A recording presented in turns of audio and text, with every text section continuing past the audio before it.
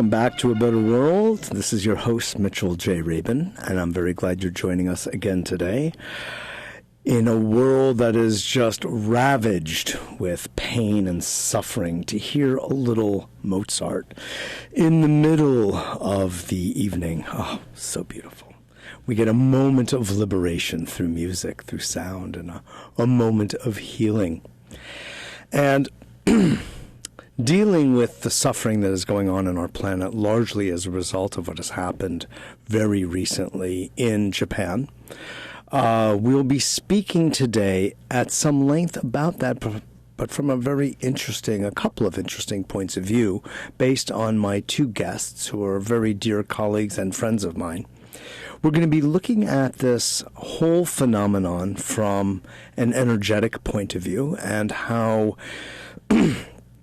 this whole phenomenon is somehow related to some kind of deep aspect of the human psyche, the collective psyche, and how this eruption in one place of our earth is somehow connected to and expressive of all of us, including, of course, Gaia, Mother Earth herself, as a living system and being.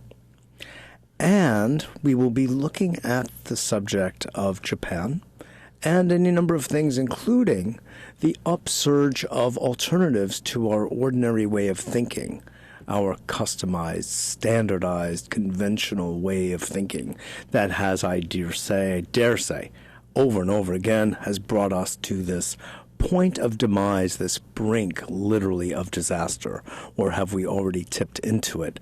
And we will look at that from a cyclical point of view, from the point of view of time cycles, the larger and the smaller turns of the cyclical wheel.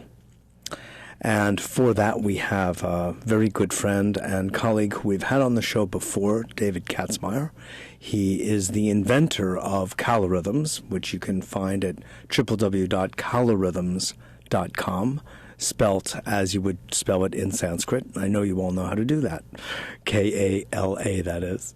And David has put together a way of understanding the nature of phenomena on the planet that, well, it relates to cycles of our emotional, as you would imagine, intellectual, physical, and ultimately spiritual selves as we ebb and flow, just like the water coming into the shore or leaving. And additionally, we have another good friend, Tracy Ingram, who I know from the world of energy medicine and vibrational healing.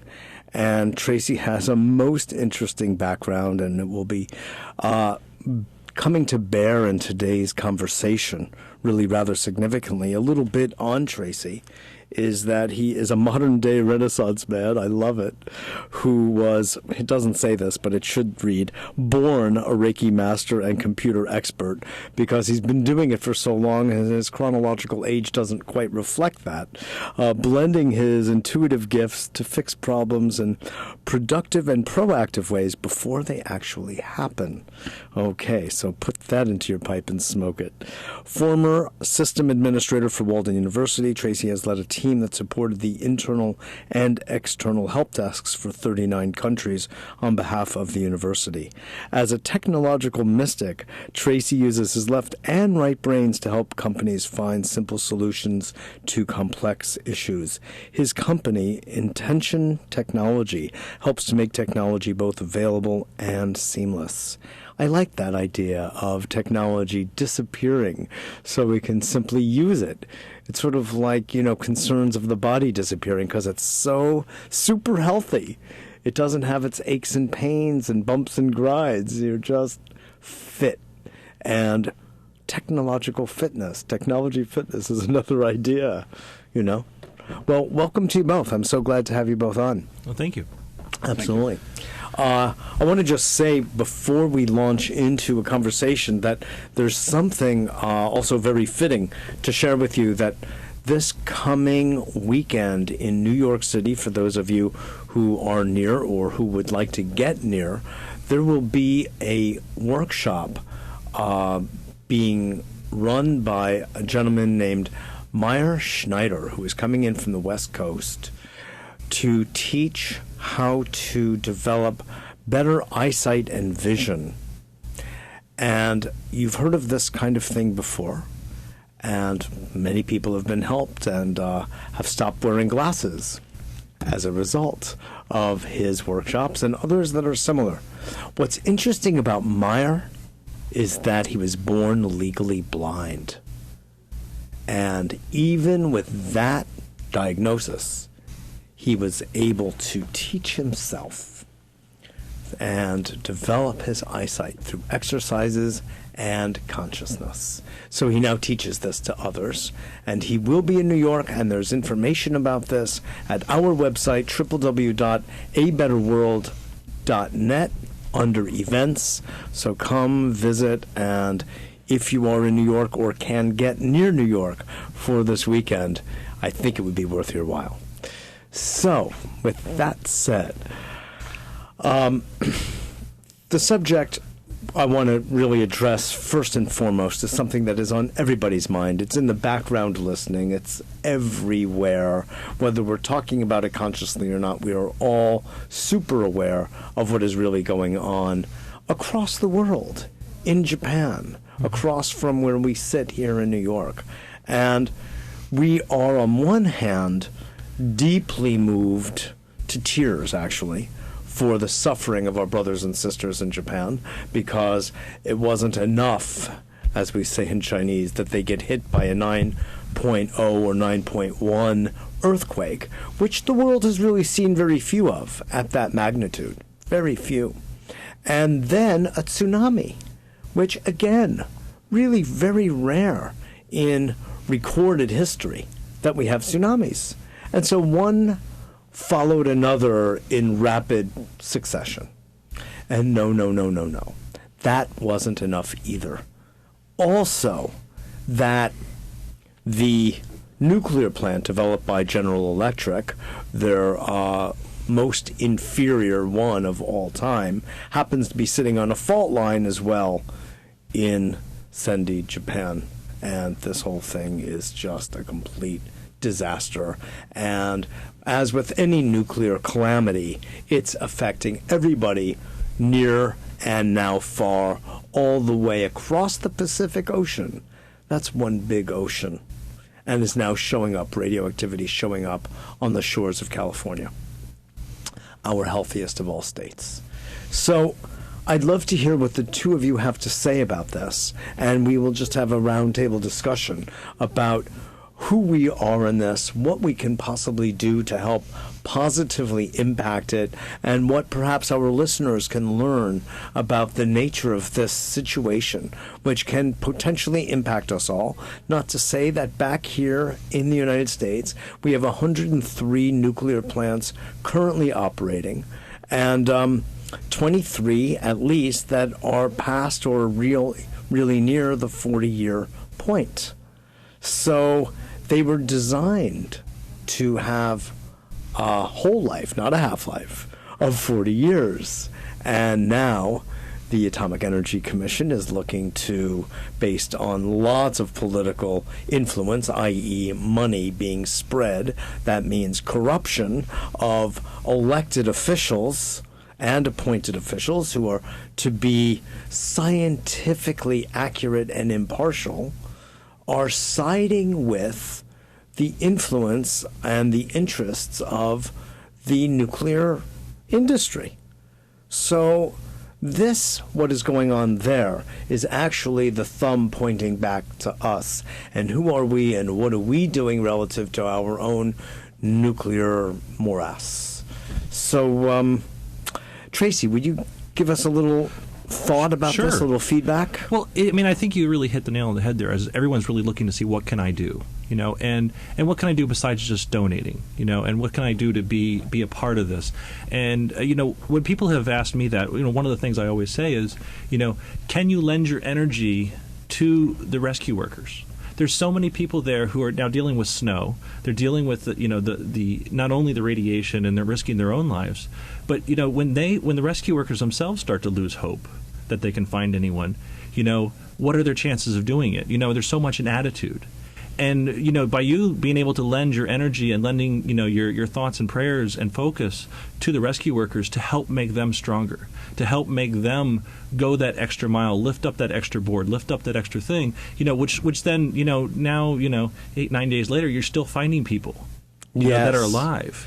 And that's one of the ways that you can just lend your energy, you know, and even if you don't have the money to donate, you can still be a part of really trying to help the helpers. You know, help the people who are doing that, help the people who are on the ground, you know, by spreading the news and spreading the information.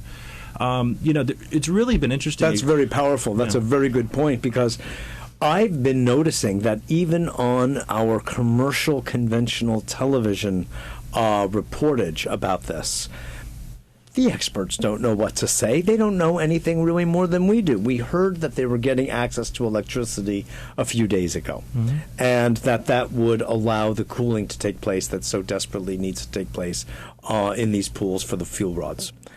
And I noticed that the only thing they were actually coming back to was this idea of hope.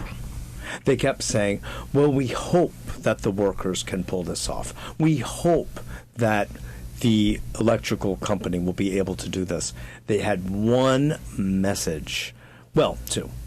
Number one, this was the subtext. We really don't know anything. We're on the air and we have to say something. And two, we hope and pray, even non-religious people, that something can happen.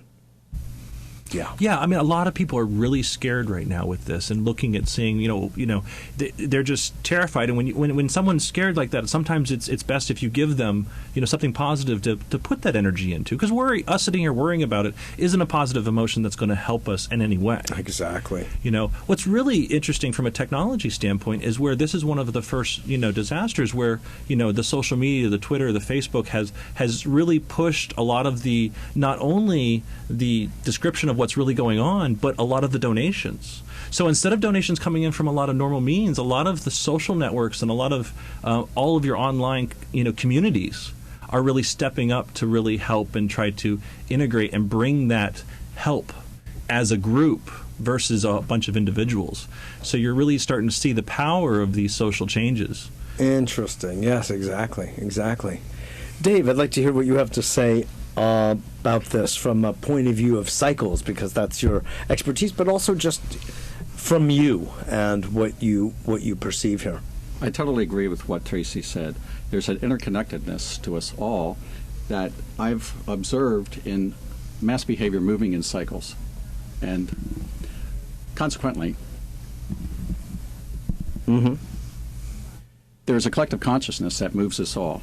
That's how you can have group behavior. That's how you can have trends. Are we going into Beatlemania, Generation X? Are we in the Machine Age, Romantic era, or the Baroque era of intellectualism, or Renaissance, or what have you? This is all because we're moving together with a collective consciousness.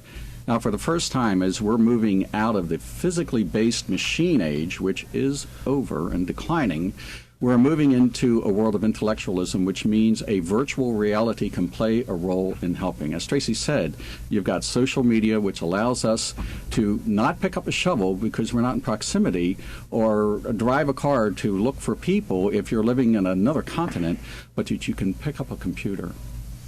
And it's a tool that can be as powerful as a shovel, because it's going to help you instantly help get money to the proper respected agencies to assist those who do have the shovel. So this is a virtual way. We're becoming more of a virtual world. And in the collective consciousness, the power of meditating, prayer, the 100th monkey syndrome, as it's been called, that interconnects us all. We have a mass consciousness. Do what you can by putting out the positive energy and helping, and with prayer, meditation, and interconnectedness, because it's so important. Yeah, exactly. Especially if you cannot be geographically there, you have to reach out and touch someone, as they say, as best you can. From a point of view of cycles, you say the physical cycle is on the wane. Yes. What are you referring to? Can you expand upon that and give some more exact times? Some of us are old enough to remember the 1970s. There was a fad of biorhythms when it was discovered that works that began in the 19th century were showing that there's a physical cycle, an emotional cycle, and an intellectual cycle moving as an eternal rhythms with each one of us from the day that we're born. Now that we're understanding a little bit more of the monads of the universe, or the fractal relationship of everything and the interconnectedness, we can find that we are models of the civilizations that we make up. So just as there are physical highs and lows and emotional highs and lows, intellectual highs and lows within each of us, as we work together and build societies, we are having civilizations that also have physical highs and lows, emotional and intellectual highs and lows. But a civilization will go through the same pattern of cycles over greater periods of time because larger institutions are slower to change. Hence, there is such a thing as the biorhythms of the world.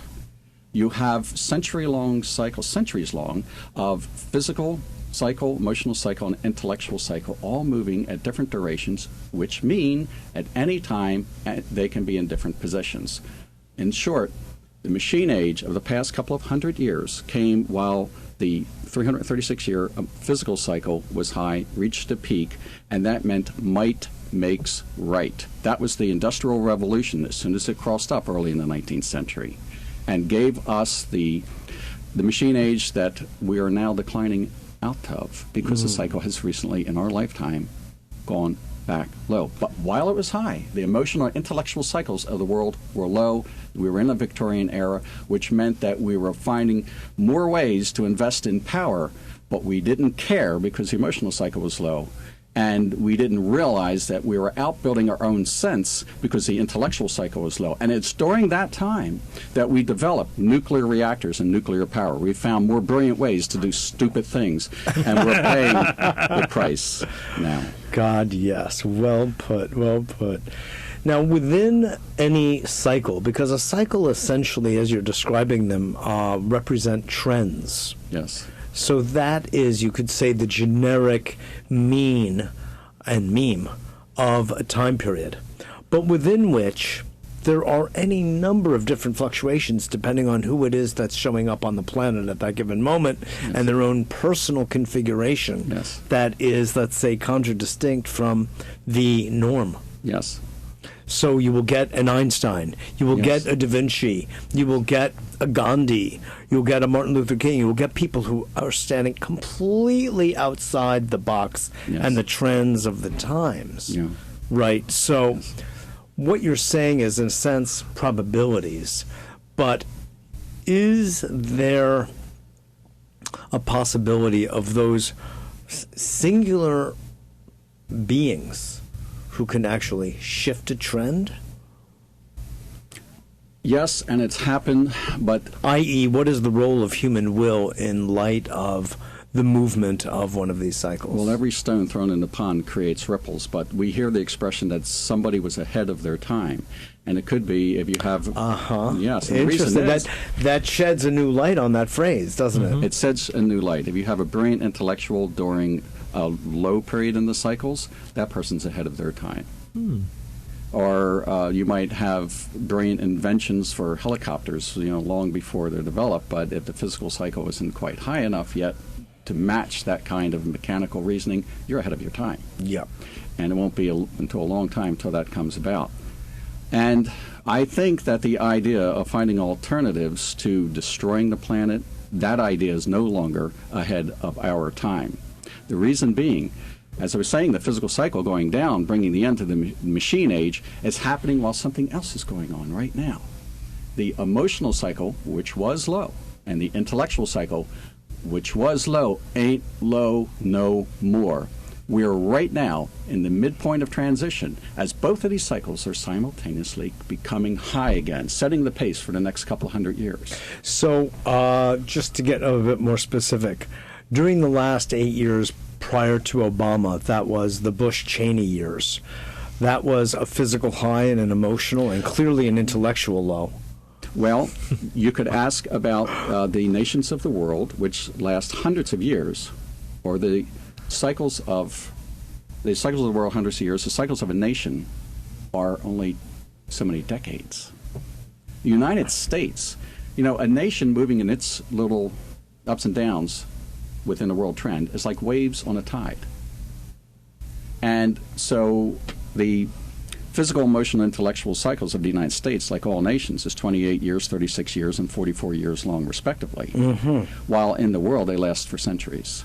Now, in the United States, yes, we were in a physical high. The larger the cosm, Yes. if you will, Yes. cosmos in the Yes. literal Greek sense, the longer the rhythms, the Exactly. cycle. Exactly. So we a jumped mosquito tracks would have just a now. real quick one. Yes, exactly Okay. right. Yeah. But what is a day to us would not... A day in the world lasts 12 years. And we're having a bad day. That's the relationship. Yeah. Oh, yes. Yeah. Got it. So... Now, since we're on this so deep, let me ask, how is it that you determined what is the beginning of a cycle? Like, where do they begin? In some countries... How do you jump into that pool?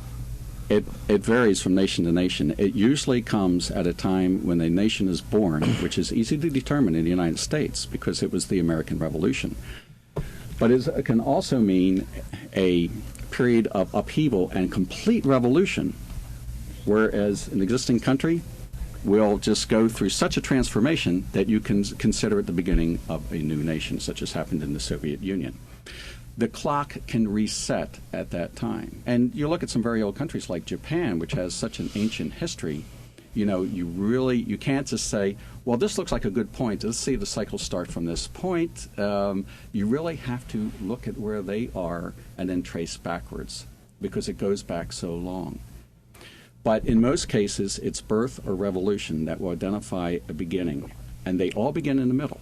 Now, you changed the birth date of the United States. That was an interesting story when I was looking at the cycles now going from the individual biorhythm level. I mean, such audacity. Well, I think it's because you come from one of the original families. You felt that you could just do that. Well, yes. On my mother's side, we've been here since the 1600s. Settled in Virginia with a land grant from the. You're older than you look. Yes, but I use Gary Knoll's products. Very helpful for that. But I think for some reason, you talk about collective consciousnesses. Tracy talks about the interconnectedness. I think that an awareness of what's happening in this country is basically born into me because our family's been here since before the United States. But I think it's also, it can be inherent in anybody that comes here, could come here today, because if you let yourself feel. And that's what we have to do right now because it's so important that we realize the interconnectedness because we are on a rising cycle right now. And when I talk about a cycle, you asked me, I moved the date of the United States back because I originally tried plotting it from July 4, 1776, because that's when the Declaration of Independence was signed. But I found that when I compared that and overlaid it with market analysis charts, I had to move it back 16 months to the American Revolution. That was the beginning. Market analysis charts, i.e. you were looking to use the intelligence of cycles based on the work of the Foundation for the Study of Cycles. Oh, no, independent of that. Yes, it was independent of But that. somewhat and it was my influenced study. by. I had the theory first before I heard of the Foundation. Right, exactly. And so you were developing a the system by which you would be able to invest in the stock market wisely. No, the only reason I did market analysis was to validate that the cycles were correct. The reason being, the stock market and various markets are a very accurate daily account of metering social change. Because when you can follow how much is being invested in where, and the upward volume, downward volume, and the price changes and so forth, highs and lows, and what have you, advances, declines, ratio, you realize that you're monitoring the activity in a very accurate way. So I needed the math. That's why I chose the market. But I also looked at the anecdotal evidence of our behavior in terms of fashion and sports and politics and scientific achievements and mechanical and entertainment and everything else. And arts and literature and architecture and so forth. And I've documented this massively on KalaRhythms.com, KALA rhythms.org, moved it. And but the point is, cycles aside, in the United States and any country, the world is moving to cycles of a greater duration, and we are now moving up into an emotional high for the first time in centuries. But let's come back. Come back to the redating. Mm-hmm. You found that when you used July 4th, 1776, it didn't work. It didn't lay out. Yeah. And so you how do you determine what date it should be assigned? I was able to determine that there is a 28-year physical cycle, a 36-year emotional cycle, 28-year physical, 36-year emotional, 44-year intellectual cycle, yeah. and I wanted to get that phased correctly so that I know exactly when it was the peak, exactly when would be crossing the midpoint between high and low. The time of crisis is when that happens, in either direction, going down or up. So I started plotting, and I started comparing to the market data and some of the other things, and I was off. I was off consistently every month of where it should be, until I started overlaying these charts. Imagine drawing them on clear cellophane paper and overlaying your theory of cycles with actual data. So you move it back till it all lines up, and guess what happened? The beginning point moved from July 4th, 1776, to spring 1775. April? Well, on April 19 and 20, that's when we started the American Revolution. But what happens is when you enter a year... April when? April 1920, Concord Lexicon, 1775. 16. Huh? You said 1920. Did I? Yes. Oh, okay. Yeah. Let's see. The American Revolution began after spring. See, there was a... I thought this was revisionist history all of a sudden. No. Well, he did change it, but he didn't change it that much, as far as I know. Please go A on. crossover year, it coincides with the tropical year. And so what happens in the beginning of spring, if it's a crossover year, from that spring to the following spring of any country in a crossover, you're in a crossover year. And at any time during that year, you can have the crisis erupt. So this was more when they got together and decided to do the revolution versus when they actually wrote the document. Is that what you're saying? It was when people started organizing with thought and emotion that created that energy, that created that intention and that inspiration. Tracy, that led, with an intention. That led to the Declaration of Independence. You have to exist first before you say you exist. That's our birth certificate, but we signed it ourselves. But that's fascinating because we don't think of that. We don't think of how we exist before we exist. Exactly. We are still that thought. If we're measuring only through action, then that's only one parameter of measurement. But if we measure from, you've developed something called intention technology, which is, of course, when you recognize and acknowledge that you exist and you've signed your own birth certificate. I've never heard of that one before. That's what we do. Someone's got to do it. But you've got an intention to have a certain kind of life, which is, in that time, independence from the king. Exactly. It was in the early 80s that was the beginning of the movement. The beginning of the unrest, the beginning of the unhappiness and exactly. what's going on. And at first it starts as grumbling and complaining. Exactly. And then there's this more than one person getting together. Feeling. Right. And that's I think what we're seeing now with social media is that people are able to do that at a very faster rate.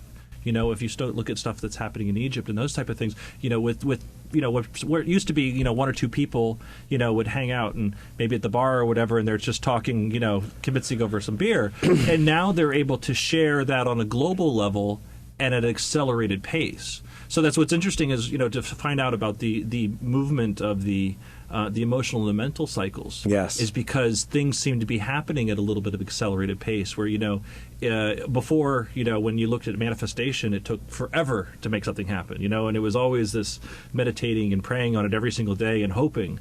Now you have instant manifestation where sometimes you just say something and then next thing you know, someone calls you, and things just are happening much more rapidly on the planet. And so, when you look at, back to Japan, we got to look at, what is going on here where there's been a lot of earth changes recently. And what is the unrest or what is the genesis, that has caused, some of this upheaval? And is it a reflection of our own dissatisfaction or our own unrest that's causing some changes in the earth? Exactly. And this really harkens back to essentially an indigenous understanding that we and our earth are one. And so what happens inside us psychically is somehow going to be manifesting on the earth plane. Well, even this radio show right now, every single person that's listening and tuning into this radio show, we are all connected as a group. And there's not a separation between us. Sure, maybe we're the only ones that have the mics right now, but right now we're all connected at a deeper level. And that connection and that intention that we put forth can really change things. Absolutely. And it's what you can do with that connectiveness, or are you just kind of riding the wave. Riding the wave. Are you directing the wave in any way, or are you trying to use that group consciousness or that group dynamic to move forward things? To raise the conversation or raise the vibration of things. Exactly. It's very well put. Let everybody remind you, I want to let you know we are on Progressive Radio Network, A Better World with Mitchell J. Rabin, and we are sitting in studio. In fact, we are video streaming today. So if you want to go to GaryNull.com or prncom.net, you can tune in and observe the dialogue.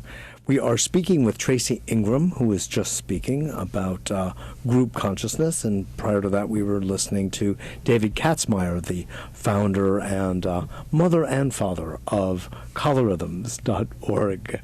And it's interesting because the fact is that we are living simultaneously on a number of different levels and dimensions.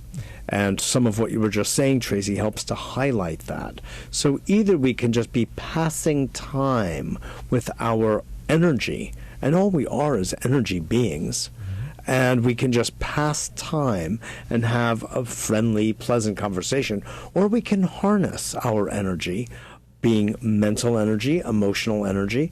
The Buddhists love to harness their emotional energy in the form of compassion.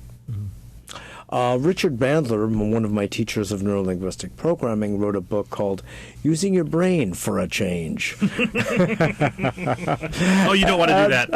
Don't listen to that. That's a bad idea. No. And he basically said that when we are just on idle, our minds are just running rampantly in any which direction here and there. And all of that is just fine. But when we focalize that energy toward a certain outcome, God knows. It's like having a motor that's just running on idle all day long, except for getting a few of the things done that we need to get done to ensure our actual survival. Well, that's a pretty low-grade way of living, given all of the magnificent array of choices. Right, and that's the thing, is we don't really realize how much we're on autopilot. I mean, how many people have driven home, and then they get home and they don't even driven home and they don't even remember the entire ride. I mean, so much of the stuff we do is just on autopilot. We don't even realize we're doing it. It's like, we're not really required for a lot of what's going on, and really going back and going, no, being present. Having a moment of presentness and being here and really being conscious. And whether it's compassion or just feeling. I mean, what you were saying about, the rise of the emotional cycle, it makes me think that it might be okay for men to feel again. Yes. I mean, if you look at it through history, there wasn't really any emotion that was allowed. Yeah. And so really, to be able to be present and not have to just put up an exterior or a wall and be able to, really be with someone, and so if you're having a conversation, or even someone that you run into on the subway, to be able to just, for a moment, just share a moment. Sometimes you don't even need to say a word, just a glance and just a acknowledgement that the other person exists. And those little things, help to perpetuate that feeling of it's okay. One of the things that happens in a crisis is people just panic, and sometimes... Yeah, this is an interesting point that you're raising relative to the Japanese in particular, because as character development goes and cultural variation, the Japanese are very staid, incredibly disciplined, and many would say culturally stoic. And their ability to kind of deal with the horrors that have befallen them, literally 10,000 to 15,000 people dead, missing, covered in rubble. There's a fabulous story of one man who floated out to sea on his own roof and 6 or 9 days later came back. There was a woman I told you both about, 82 years old or so, who rode her bicycle, God bless her, out of the way of the tsunami. And she was being interviewed on a TV station in one of the gyms that was set out as a refuge camp, basically, I mean, there are stories of the miraculous and of the heroic that are, of course, emerging here. But it's interesting because Americans don't have the same kind of emotional discipline, and they tend toward hysteria, anxiety, what have you, panic. The Japanese or the Chinese really do not. But there's the flip side that you brought up, Tracy, which is that maybe men will have a chance to have a greater emotional latitude, a greater emotional intelligence, after all, instead of just anger or saying, no, everything's fine. But don't worry about me. Right. Pain?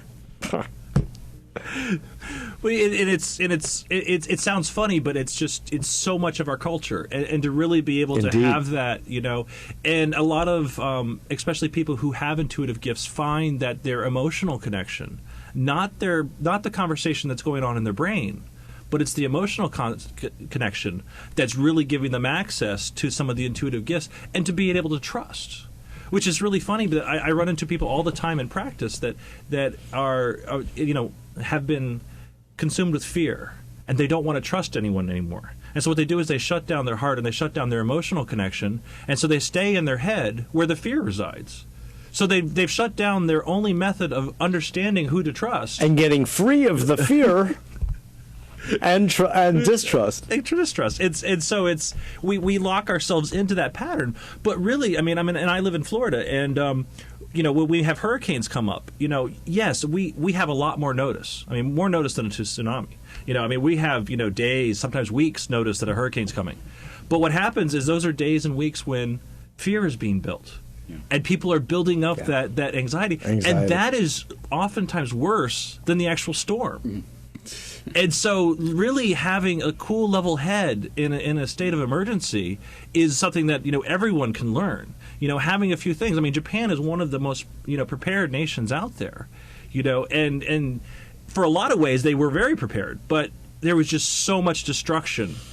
And with so many other things that were going on, especially the nuclear reactors, that maybe weren't as well prepared. And they are experiencing now, like, well, what do you do? You could be calm, but what do you do?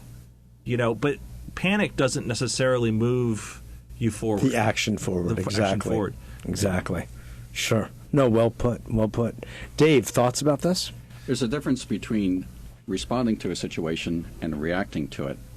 And all reports coming out of Japan is that the way that everyone there is dealing with this confluence of crises is very cool, calm, and collected. They're using their heads in the crisis areas. And I think this is characteristic of many of the cultures in the Orient, which is that they have long been intellectual leaders. You find intelligent people all over the world, but there is such a thing as a character of a culture, a character of a people. And when we talk about physical cycle, emotional cycle, and intellectual cycle moving in rhythm, sometimes the strong will lead, sometimes the spirited will lead, and sometimes the smart will lead. As the intellectual and the emotional cycle is rising now, the baton is being passed. The Foundation for the Study of Cycles reported that there tends to be a 500-year cycle of power shifts between the East and the West. I've observed that there's a 528-year intellectual cycle that coincides, it correlates with what the Foundation for the Study of Cycles is saying is a shift to the East now. That's because of a 528-year intellectual cycle. Therefore, in addition to China becoming the world power, I think that we're going to find smarter ways and alternatives to producing energy, and I certainly hope we don't see any more of the kind of things leading up to the disaster we're in right now. And we're going to care enough to do it because of the emotion, feel the feeling. Well, that's one of the ripples that I saw with Germany coming through the news, that they are shutting down some of their pre-1980 reactors. They stopped production of the new reactors. So a lot of the European Union itself has put a hold on it, but Germany has really come out about really stopping some of the production. And the challenge is energy does have to come from somewhere. So as a business person, you have to be realistic about how things work. But as a environmentalist, you have to look at what's best for the environment. And mixing those two policies is not necessarily always easy answers. Well, because brawn has beaten brain for this past cycle, the fact is that there were some brains that were cooking over the past 50 to 100 years, and one of them is a hero of everyone at this table named Nikola Tesla. It's true. And he developed means of generating energy somewhat using magnets, permanent magnets, and other means. Really, really interesting things that would allow us, and the changes that have taken place in the material sciences since, and just the brain trust of humans across the world, that we now have electric motors. I've been working on this for the past several years. A good friend of mine has the intellectual property of and the patents for a motor that will run 96, 97% efficiently. And the Chinese can't wait to get their hands on it, and I don't blame them, and as do many other people in pockets across the world. Since you mentioned Germany, Tracy, Germany has approximately 60 to 70%, I've heard, energy generated through wind. Mm. And some of the rest is solar. Wow. So there is this interplay and confluence between just these, and yet there is a bevy of others that can be brought to the foreground. And they were buried. They've been buried for 50 to 100 years. So with the downturn of the physical cycle and the upsurge of the intellectual and emotional, i.e., we care about our Earth, we care about such principles as sustainability, renewable resources, and respect for that which gives us life, we can really come to another level of renewable basis to our energy systems. Well, and it does put us in a good place, because when does that make sense to you? It totally makes sense. And with that, you have, the economics of business going behind, or commerce coming behind renewable energy. You bet. That they need a solution. And, we've always been really good when we're down. Anytime that we need a solution, we can always find one. Crisis as opportunity. Thank you. It's a challenging thing to look Mr. at. Dow. but it is. Crisis is opportunity. Whenever there's a problem, whenever there's a really big problem, there's a big opportunity. And it's that lemons, make lemonade scenario that, when you look at that, yes, there's a problem right now. But if you look at the sales of potassium iodine, for people who are interested in trying to save their thyroid glands, right, that's going through the roof. There's a lot of things that are working out of this situation, and a lot of innovation, I believe, will come from this too, of how do we make the world a better place? How do we make it safer? When something like a nuclear meltdown, if we're at that point now, is really something that it's kind of like smoking. People don't really get the instant they're going to die after the first cigarette. It's not till 10 or 20 or something. Exactly. In this situation, 40 years down the road. Slow death. Yeah. I mean, from what I heard is actually February, they actually were getting ready to decide whether they were going to decommission this reactor. And so just a month before, the tsunami hit, they actually just decided to extend it for another 10 years. And it seems that maybe Gaia or Mother Nature wasn't happy with that solution. Greed in the face. What's interesting about the word green and green thinking is that, of course, it's too obvious to say it's a double entendre. Mm-hmm. So you have green thinking, meaning, of course, using resources wisely, renewably, and sustainably. And the other thing is that it generates what we refer to as money as greed. Mm-hmm. So it's Paul Hawken and others for 20 to 30 years in his Ecology of Commerce outlined the good economic common sense of ecological thinking. After all, it has the same ancient Greek root, echo, which actually means home. So it's interesting when you come full circle. I remember literally as a teenager thinking, this pollution is crazy. It can never pay off to let smoke belch into the atmosphere when eventually you're going to have to clean it up, even if the laws allow this kind of pollution, because your kids are going to die. and your grandchildren. It doesn't make sense. It's eventually going to have to get cleaned up, and the bill then is going to be a whole lot higher than it would be now. Right. So on purely economic, you can even be greedy and think ecologically. I don't like that scenario because it doesn't say much for emotional, psychological, spiritual development, but even there, do you know? But you notice in that sentence you didn't say physical development. And I think really what David was highlighting there was the fact that it was the brawn that was leading it.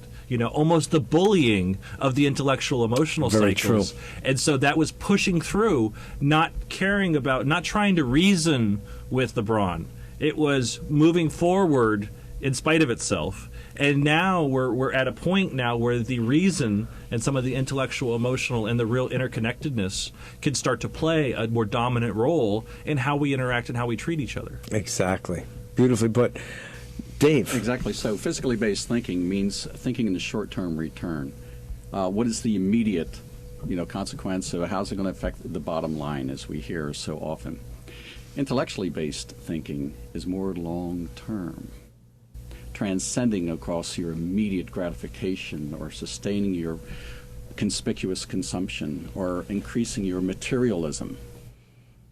And as we are intellectually based and think more long-term, we're going to start thinking what's going to happen maybe in the later part of my life or the next generation. Native Americans used to say, whatever you do now, plan for how it's going to affect 7 generations down. That's smart. So, we're beginning to catch up with the past. Exactly. And this is the era that we're moving into right now. And a time of caring, a new romanticism, a new artistic era, and a new rationale, a new age of reason, and a less of might makes right, because the physical cycle is declining into an era of reform where we clean up the heyday, the clamor and the din of the machine age, and we're moving into, through this current crisis, is the birth pangs of a whole new era for our civilization to last 2-3 centuries. Hallelujah. Hallelujah. But I'll tell you, I'm curious though. If we're moving out of the machine age and the industrial base of an economy is what allows it to actually move forward, and one of the reasons there has been such problem here at home with jobs as that our manufacturing base has all but disappeared and gone elsewhere. How do you reconcile the change in cycles with that particular point? Don't do things the old way. There's 2 things that are true. Do what has worked if you want to be successful.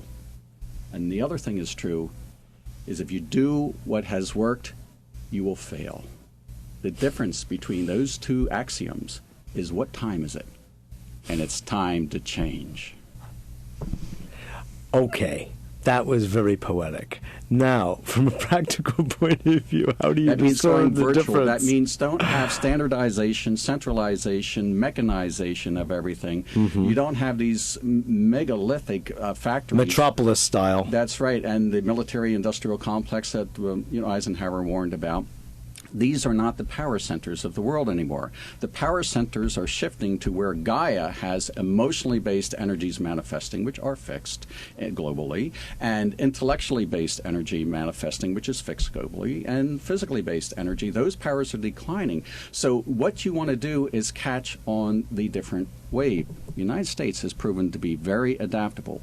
If we continue to go on to be totally industrially based, as opposed to be recognizing that the world is flat, as it has been said, and realizing that we've got to be more virtual and transcendent, that is our future. We can do it unless we hold on with greed to the existing powers. Castles are crumbling now. Let go of what brought you greed and move onto something that's smarter, or you will fail. I review these kinds of cycle patterns that you're referring to, in a sense, from a neurobiological point of view, i.e., when we as a humanity start to move into our higher level brain functions, we actually shift our genetics so that the next generation can, in that way, have a more activated prefrontal cortex and cerebral cortex. Indeed. Why? Because the habituation of the group as a collective has become accustomed. Just like we were talking about Japan and the Orient in general, they have a different kind of relationship to their emotions, to their mind, and to their bodies. I believe that we may different. even be able to alter our ontological development as we go forward, and the future ain't what it used to be. If Yes, we so as choose. Yogi Berra used to say. Yep. One of my heroes. Yes, indeed. Exactly. And so what that would sort of suggest is that even though a brawn cycle, a physical cycle, is in our future, it might be able to operate at a different level, sort of like on the basis of a different operating system. Absolutely. What do you think, Tracy? Upgrades always happen. There's really always, especially from a tech point of view, it's always about upgrading Upgrades going and to downloads. the next level and in improvements. Yes. And as a collective society, we're working together to figure out what's wrong and what's right.